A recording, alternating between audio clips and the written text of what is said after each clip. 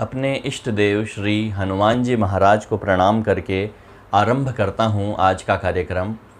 श्री हनुमान जी महाराज के सिद्धपीठ स्थान सालासर धाम राजस्थान से मैं डॉक्टर अमित कुमार दाधीच आपका इस कार्यक्रम में स्वागत करता हूँ। कब होगी शादी, इस विषय पर हमारी वीडियो सीरीज़ चल रही है और उस सीरीज़ का 4th पार्ट लेकर आज आप लोगों के सम्मुख उपस्थित हूँ। इस वीडियो सीरीज़ के सभी पार्ट्स देखने के लिए आप नीचे डिस्क्रिप्शन बॉक्स में दिए गए लिंक पर या नीचे कमेंट बॉक्स में दिए गए लिंक पर क्लिक कर सकते हैं। विवाह का समय निकालने के लिए यानी टाइम ऑफ मैरिज निकालने के लिए कुछ स्टेप्स हैं जिन्हें फॉलो करके आप एक्यूरेटली निकाल सकते हैं कि शादी कब होगी। इन सभी स्टेप्स पर हम 1 बाय 1 बात करते आ रहे हैं।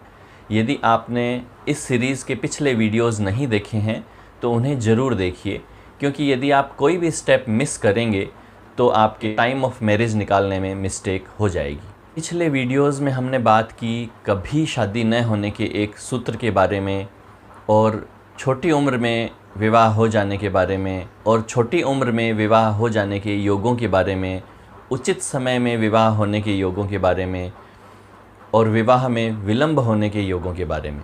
अब देखिए, जब आप प्रैक्टिकली किसी की कुंडली देखें तो ऐसा हो सकता है कि किसी व्यक्ति की कुंडली में मैंने जो आपको योग बताए उन योगों में से कोई योग नहीं है, यानी छोटी उम्र में विवाह का योग नहीं है या विवाह में विलंब का योग नहीं है या उचित समय में विवाह का योग नहीं है।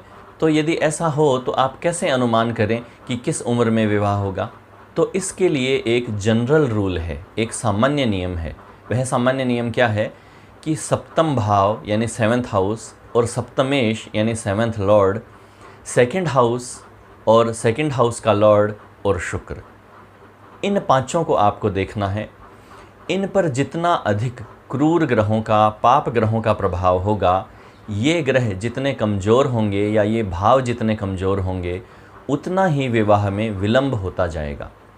और यदि ये बहुत अधिक पीड़ित होंगे तो विवाह जीवन भर ही ना हो, ऐसा भी हो सकता है। और ये पांचों ही यदि सुधरे हुए हैं, इन पर शुभ ग्रहों का प्रभाव है, ये बलवान हैं, तो उन लोगों को वैवाहिक सुख यानी मैरिड लाइफ का सुख जल्दी ही मिलने लग जाएगा। यानी या तो उनकी उचित उम्र में शादी हो जाएगी या छोटी उम्र में ही शादी हो जाएगी। तो इस ढंग से आप यह अनुमान करें। और यह जो योग मैंने आपको बताए हैं यह बहुत ही प्रभावशाली हैं। कुछ एस्ट्रोलॉजर्स ने कुछ नई शोध की, नई रिसर्च की, वह भी आपके सामने रखना चाहूँगा। जैसे ऐसा कहा गया है कि कुछ राशियाँ जो है वह बांझ राशियाँ हैं, वंध्या राशियाँ, बैरन साइंस हैं। तो उन राशियों में यदि 7th हाउस का लॉर्ड होगा या शुक्र होगा या 2nd हाउस का लॉर्ड होगा या इनमें से कोई राशि 7th हाउस में होगी और उसमें कई ग्रह बैठे होंगे, तो ये विवाह में विलंब कराते हैं, अड़चन लगाते हैं। जैसे सूर्य की राशि और बुध की दोनों राशियाँ, इन 3 राशियों को वंध्या राशि, बांझ राशि माना गया है। यानी सिंह राशि, मिथुन राशि और कन्या राशि। तो ये राशि यदि 7th हाउस में हो और उसमें कई ग्रह बैठे हों या इन राशियों में कहीं पर भी 7th हाउस का लॉर्ड शुक्र, 2nd हाउस का लॉर्ड या सूर्य चंद्रमा भी, और यहाँ तक मंगल को भी लिया गया है क्योंकि मंगल स्त्रियों के लिए विवाह का कारक माना गया है नाड़ी ज्योतिष के अनुसार। तो ये ग्रह यानी सूर्य, चंद्रमा, मंगल, 7th हाउस का लॉर्ड, 2nd हाउस का लॉर्ड और शुक्र, ये यदि वंध्या राशियों में होंगे, बांझ राशियों में होंगे, यानी सिंह, मिथुन, कन्या में होंगे, तो विवाह में अड़चन आएगी, परेशानियाँ आएंगी, विवाह में विलंब होगा। ऐसा कुछ ज्योतिषियों की रिसर्च कहती है। इसके बारे में मैं विस्तार से चर्चा करने वाला हूँ। फिर कुछ राशियों को अर्धवंध्या यानी आधी बांझ राशि भी बताया गया है, जैसे मेष राशि, धनु राशि और मकर राशि। तो यह 3 राशियां अर्धवंध्या, आधी बांझ राशि है। तो इनमें भी यदि यह ग्रह होंगे, सप्तम भाव का स्वामी, द्वितीय भाव का स्वामी, शुक्र, सूर्य, चंद्रमा, मंगल, तो कुछ अड़चन विवाह में आती है। यानी बहुत अधिक नहीं, क्योंकि यह अर्धवंध्या है, पूर्ण वंध्या राशि नहीं है, पूरी बांझ नहीं है, आधी बांझ है। तो इस आधार पर भी यह अनुमान लगता है कि विवाह जल्दी हो जाएगा या विवाह में विलंब होगा। लेकिन इस सूत्र को मैंने 100% सही नहीं पाया है। कई बार ऐसा होता है कि बहुत सारे ग्रह वंध्या राशियों में हैं, लेकिन यदि बाल विवाह का योग बन रहा है या उचित उम्र में विवाह का योग बन रहा है, तो वंध्या राशियों में ग्रह होते हुए भी छोटी उम्र में विवाह हो जाता है या उचित उम्र में विवाह हो जाता है, यानी वह योग ज़्यादा प्रभावशाली हैं। और कई बार मैंने यह देखा है कि वंध्या राशियों में चाहे ग्रह हों, लेकिन यदि वह बलवान हैं, उन पर शुभ ग्रहों का प्रभाव है, तो फिर अड़चन नहीं आती है। यह बात भी ध्यान में रखें। अब जैसे उदाहरण स्वरूप आप यह कुंडली देखिए। अब इस कुंडली में आप देखेंगे कि सप्तम भाव में वंध्या राशि है और सप्तमेश भी वंध्या राशि में ही है, और साथ में मंगल और बुध भी वहीं हैं, और बृहस्पति जो कि सेकंड हाउस का लॉर्ड है वह भी मकर राशि में है, जो कि वंध्या राशि बताई गई है। अब इनके 35वां साल चल रहा है, यानी 35 ईयर के ये हो जाएंगे अभी सितंबर में, और इनकी शादी नहीं हुई है। लेकिन आप देखिए कि यह जो सप्तम भाव में वंध्या राशि और सप्तमेश का वंध्या राशि में होना और द्वितीयेश का वंध्या राशि में होना केवल यही कारण नहीं है इनके विवाह में विलंब का। इनके विवाह में विलंब के दूसरे कारण भी हैं कि इनके जो सप्तम भाव है वह क्रूर ग्रहों से युक्त है। यहाँ पर मंगल क्रूर ग्रह है, जिसके कारण यह मांगलिक भी हैं, और बुध जैसे ग्रहों के साथ बैठता है वैसा ही हो जाता है, तो सूर्य मंगल के साथ बैठकर यह भी क्रूर है।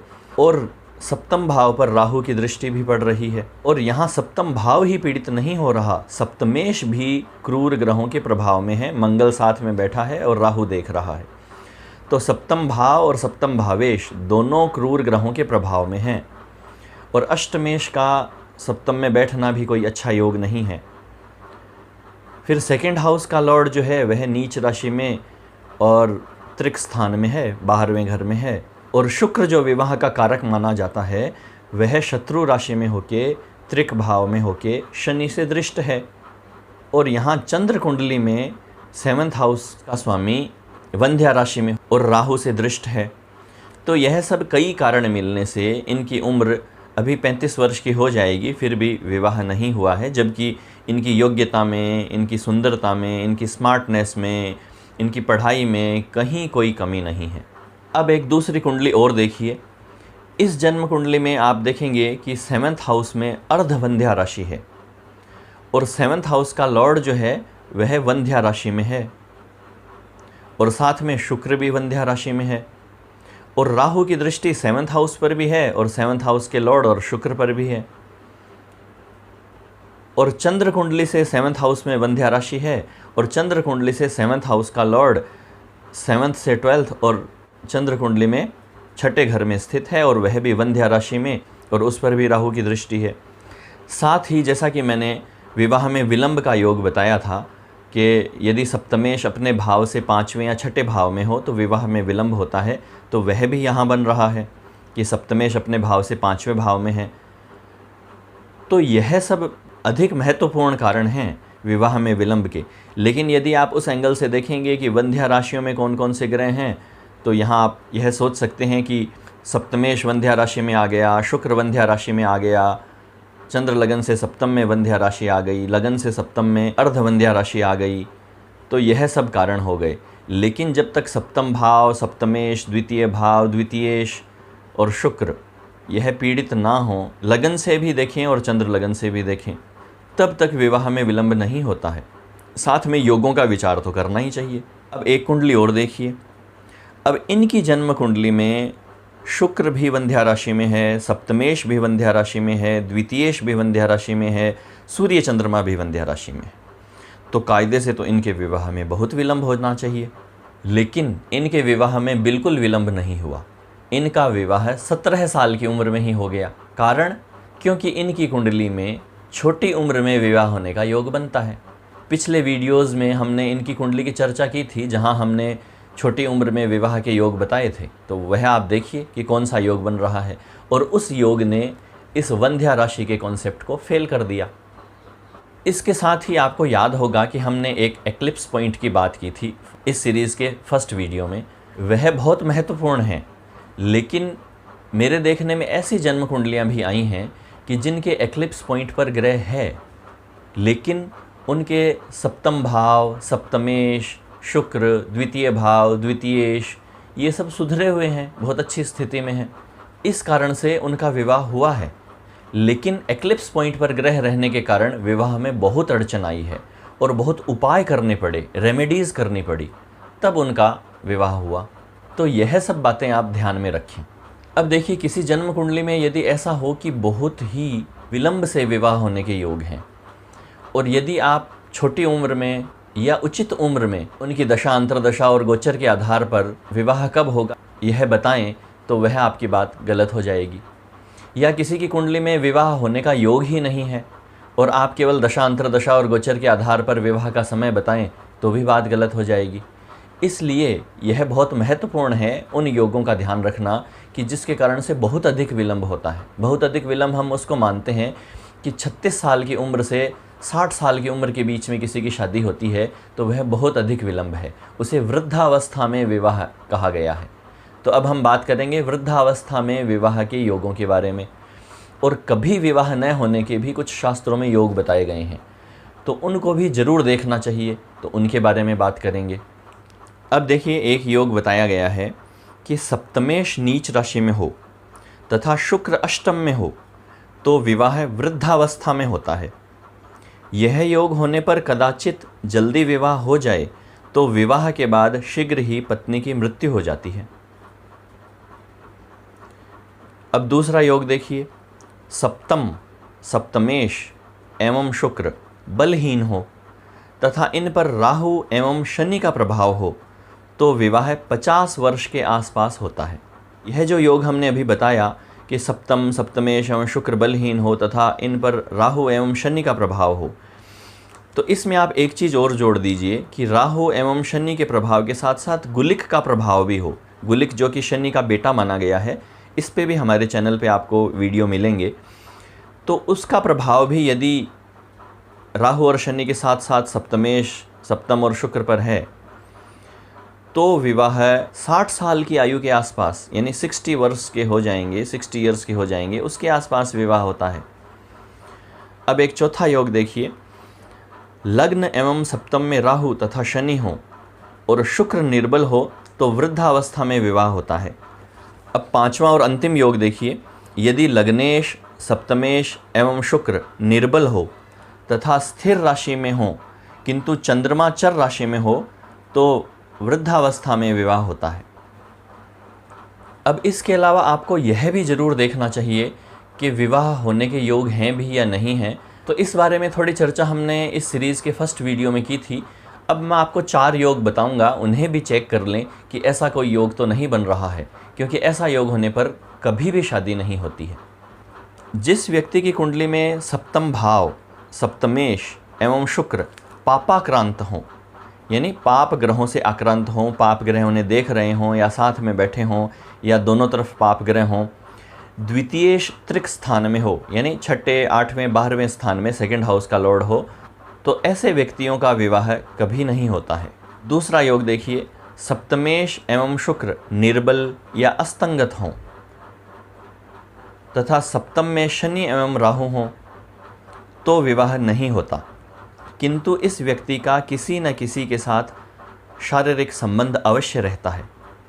तीसरा योग देखिए, लग्न, द्वितीय एवं सप्तम इन तीनों स्थानों में पाप ग्रह हों, उन पर शुभ ग्रहों की दृष्टि न हो तो व्यक्ति विधिवत विवाह नहीं करता है, अर्थात इल्लीगली विवाह हो सकता है। चौथा योग देखिए, सूर्य, चंद्रमा एवं शुक्र तीनों एक नवमांश में हो तथा त्रिक स्थान यानी 6, 8वें या 12वें स्थान में हो तो व्यक्ति विवाह नहीं करता, किंतु व्यभिचारी होता है, यानी उसके कई अन्य लोगों से शारीरिक संबंध होते हैं। अब आपको बताते हैं विवाह की उम्र निकालने का एक जनरल फार्मूला। यह फार्मूला तभी सही जाता है कि जब इस फार्मूले के अनुसार जो विवाह की उम्र आ रही है उस उम्र में विवाह के योग भी बन रहे हों और दशा अंतरदशा भी उस समय में अनुकूल हो, गोचर की स्थिति भी अनुकूल हो और देश काल पात्र भी अनुकूल हो। अदरवाइज़ यह फार्मूला फेल हो जाता है। तो यह बात ध्यान में रख कर ही इस फार्मूले को यूज़ करें।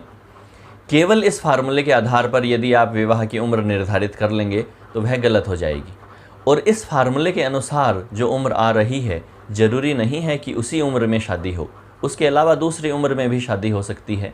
इस फार्मूले के अनुसार जो उम्र आ रही है उस उम्र में शादी तभी होगी जबकि उस कुंडली के अनुसार उस उम्र में विवाह होने के योग बन रहे हों, दशा अंतरदशा गोचर अनुकूल हों और देश काल पात्र अनुकूल हों। तो यह सावधानी रख कर ही इस फार्मूले को यूज़ करें। क्या है यह फार्मूला? सप्तम भाव में जो राशि है उसमें 8 जोड़ने के बाद जो संख्या आए उसमें 5-5 जोड़ते रहें। कि जैसे मान लीजिए कि सप्तम भाव में मेष राशि है, तो मेष में हमने 8 जोड़ा तो आई संख्या 9, यानी 9 साल की उम्र में विवाह। वह तो ज़माना ही नहीं रहा, तो 9 में 5 जोड़ दीजिए, 14 ईयर्स आ गए।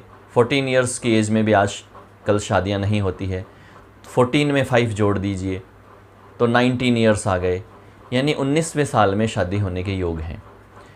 फिर 19 में 5 जोड़ दीजिए तो 24 आ गए, तो 24th ईयर में शादी होने के योग हैं। फिर 24th में 5 जोड़ दीजिए, 29th आया तो 29th ईयर में शादी होने के योग हैं। फिर 29 में 5 जोड़ दीजिए, यानी 34th ईयर में शादी होने के योग हैं।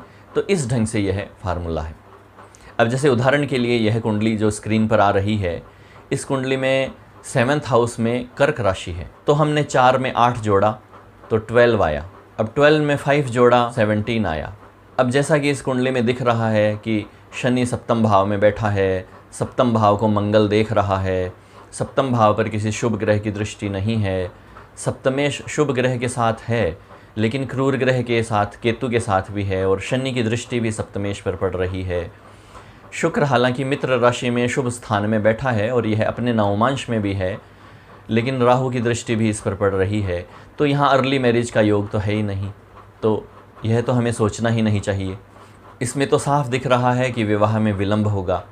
तो हम सीधा ही 25 के बाद जो इस फार्मूले के अनुसार उम्र आती है वही लेंगे और उस समय में दशा अंतरदशा गोचर आदि का विचार करेंगे। यहाँ आप देखिए कि हमने 4 में 8 जोड़ा तो आया 12, 12 में 5 जोड़ा तो आया 17, 17 में 5 जोड़ा तो आया 22, 22 में 5 जोड़ा तो आया 27।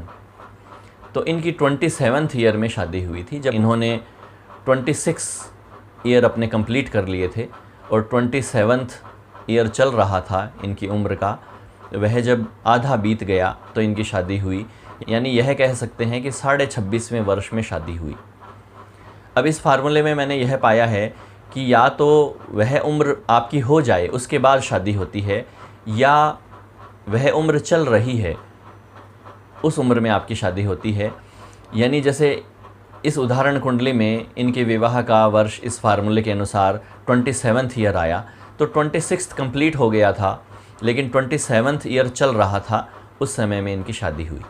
नेक्स्ट वीडियो में बात करेंगे दशा अंतरदशा के बारे में कि किस दशा अंतरदशा में विवाह हुआ करता है। आज के लिए इतना ही। नमस्कार।